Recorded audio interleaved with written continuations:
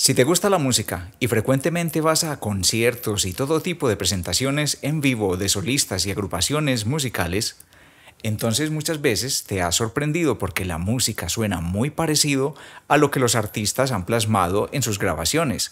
Las voces suenan grandes, bien tratadas, limpias.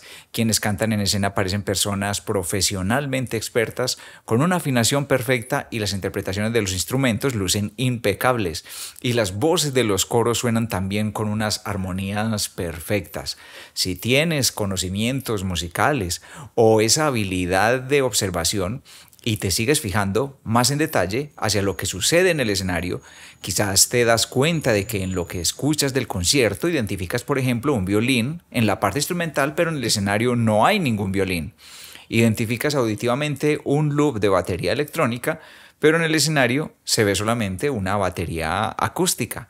Sigues fijándote y así te das cuenta de que muchas cosas están sonando, pero que no están en vivo en el escenario. Están sonando detrás de escena.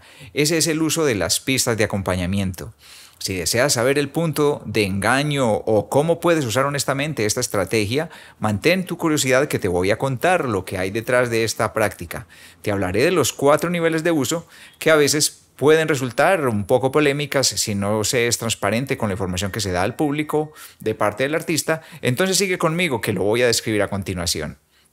Te voy a explicar exactamente lo que significa una pista de acompañamiento. Hay varios tipos, muchos matices y muchas variables con las que una agrupación musical puede, desde reemplazar artistas hasta añadir automatizaciones detrás de escena, efectos en vivo, engrandecer la puesta en escena a través de las pistas de acompañamiento.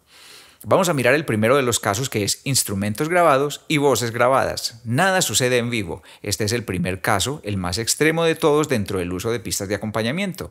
Se trata de una situación en la que ningún artista está ejecutando en vivo, ninguna voz, ningún instrumento. La presentación musical en su totalidad está grabada y en el escenario sucede una actuación, una interpretación fingida y apoyada completamente con una pista de acompañamiento que contiene todo el material sonoro, y esto se conoce como sincronización de labios. Si pagas por asistir a una presentación así, en la que no tenías información previa de lo que sucedería, tienes derecho a sentir que te han estafado por lo que has pagado. Eso es seguro, pero vamos a describir los usos honestos de este tipo de sincronización de labios. Por ejemplo, en el caso en que el artista o la agrupación musical va a producir un video, es el caso donde requiere la mayor eficiencia posible de sonido, la optimización del tiempo de grabación y representar fielmente la grabación que ya logró en el estudio. Existen muchos artistas que aún producen un video tocando en vivo, pero este es el tipo especial de producción de video que implica más costos para pagos de personal, locaciones, más tiempo y equipos. Otro caso donde es comprensible este uso de sincronización de labios es en las retransmisiones en directo para televisión, en donde se requiere reducir todos los riesgos de un sonido en vivo y así garantizar la mayor eficiencia en la transmisión. Por fuera de estas circunstancias, si te encuentras en una situación donde pagaste para ir a ver artistas y te sorprendes con que sucede la sincronización de labios, podrías decir que es un fraude, como espectáculo en vivo. Vamos a mirar el segundo caso, que es el acompañamiento musical en vivo y voces grabadas, o lo que es lo mismo, voces en vivo y acompañamiento grabado. Veamos el detalle en el que una de las partes importantes de la música sucede en vivo y la otra con pistas de acompañamiento. En este tipo de uso de las pistas de acompañamiento, en donde las cosas empiezan a obtener más detalles y especificaciones, dado que aunque la parte instrumental sí suceda en escena, en vivo, algunos roles vocales no estén sucediendo en vivo, o la parte vocal sucede en vivo, pero todo el acompañamiento va por pista grabada. Las personas que están en el escenario, tanto quienes están simulando como quienes están interpretando, necesitan recibir a través de audífonos una señal con una mezcla específica, como puede ser una pista de tempo o una pista de audio que le dé la información que necesita para mantenerse bien con su actuación en vivo. Esto puede lograrse de manera sencilla a través de una reproducción de un MP3 o con configuraciones un poco más desarrolladas a través de una estación de trabajo de audio digital, un DAW, como Pro Tools, Ableton Live, Logic Pro, Reaper, aprovechando la opción de mezclador y una opción con audífonos llamada monitorización al oído, in-ear. a través de la cual se escucha una pista con una mezcla específica grabada que apoya la interpretación del artista que sí está ejecutando en vivo. En la parte vocal, esta práctica de usar la música en pistas de acompañamiento se aplica para transmisiones de televisión, ceremonias, galas, en los casos cuando se desea reducir problemas técnicos o cuando hay una rutina de baile muy exigente que complica el canto, o cuando la persona que hace de vocalista tenga algún problema de salud o simplemente no tenga la fortaleza para hacer una interpretación completa en directo. En ese caso, las voces van a través de una pista de acompañamiento. Es común que en transmisiones de televisión de bajo costo asista un vocalista con pista de acompañamiento o incluso lleve personas que fingen estar tocando los instrumentos musicales que se ven en el escenario. Se supone que no estás pagando por este tipo de eventos y solo estás observando al artista en otra forma de hacer presencia en medios, representando fielmente lo obtenido en el estudio de grabación. Vamos a mirar el tercer caso, que es instrumentos y voces en directo con algunas pistas de acompañamiento adicionales. En la categoría presentaciones en vivo de bajo costo, las agrupaciones crossover que son contratadas para que ejecuten todo tipo de música no disponen de una bodega de instrumentos o un casting de artistas superdotados que toquen una diversidad de instrumentos. En ese caso, cada que cambian de género musical en su show necesitan la ayuda de pistas de acompañamiento donde se están reproduciendo los instrumentos que no tienen en escena.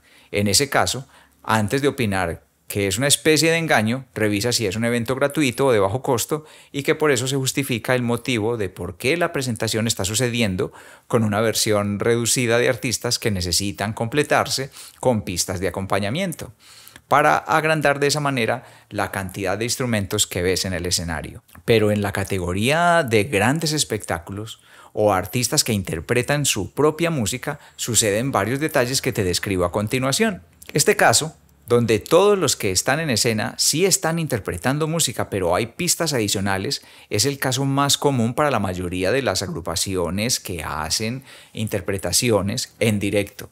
En todos los géneros, desde el rock hasta el pop, pasando por el country y el metal, es tan común ahora que la mayoría de las veces ni nos damos cuenta y se considera una presentación normal en vivo. Puede ser una parte de piano muy breve o un conjunto de violines que solo suena en la introducción de una de las canciones, o el loop de batería electrónica, o algunos teclados ornamentales, loops de percusión, un esporádico set de violines, o para aquellas situaciones en las que la banda no dispone de coristas, va el coro con una pista de acompañamiento. En la producción del concierto no pueden darse el lujo de llevar artistas que interpreten cada una de estas interpretaciones pequeñas en la puesta en vivo, ya que cada artista adicional es un costo más para la producción que se retraduciría en un costo más para la boletería. Y según la cantidad de dinero, pues esto determinaría si es algo polémico o no. Lo polémico del asunto en este caso es que cada pista de acompañamiento está reemplazando a un artista y está afectando directamente la contratación de nuevas personas. También es muy posible que en producciones de álbumes muy estilizados y exuberantes, el recurso de las pistas no es una simple muletilla o reemplazo de un artista, sino que tienen como propósito añadir entornos y ambientes, reforzar las voces en directo o agregar armonías, aportar a que la puesta en escena sea más grandiosa. Las pistas no se utilizan en este caso para enmascarar la capacidad de los artistas, sino principalmente para que el directo se acerque más al sonido del estudio. En ese caso, la diferencia entre usar o no usar las pistas de acompañamiento afectan solamente esa grandiosidad, pero no reemplaza ningún artista en escena.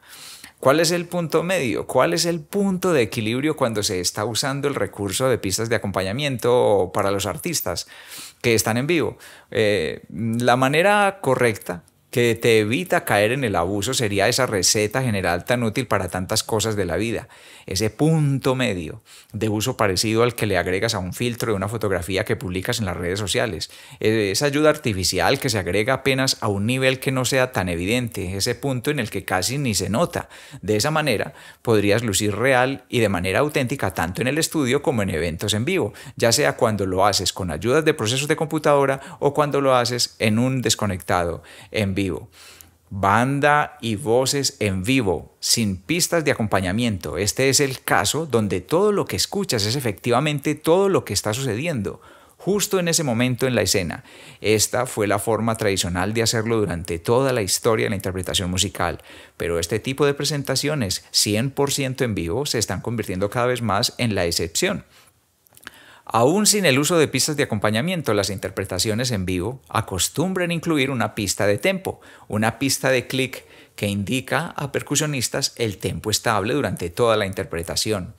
En todos los casos, el propósito de las pistas de acompañamiento es aportar a que la puesta en vivo salga de mejor calidad, más ahora que cualquier persona puede grabar un fragmento de la presentación de los artistas y compartirlo en redes para que todos lo vean.